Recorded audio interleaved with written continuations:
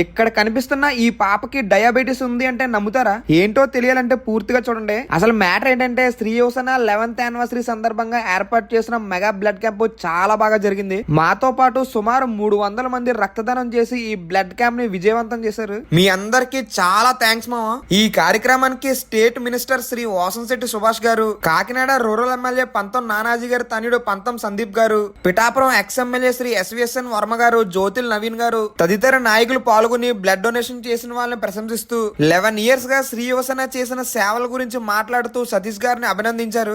ఇక్కడ blood donation ఒకటే కాదు, ఆపదలో ఉన్న కుటుంబాలకి చెక్లు ఇవ్వడంతో పాటు ఇక్కడ కనిపిస్తున్న ఈ చిన్నారికి ఇంత చిన్న వయసులో డయాబెటీస్ రావడం చాలా బాధాకరం అండి. అయితే ఈ పాపకు నెలకు 6,000 రూపాయల మెడిసిన్ వరకు జీవితాంతం ఇచ్చే బాధ్యత మన ప్రవీణ్ చక్రవర్తి గారు తీసుకున్నారు.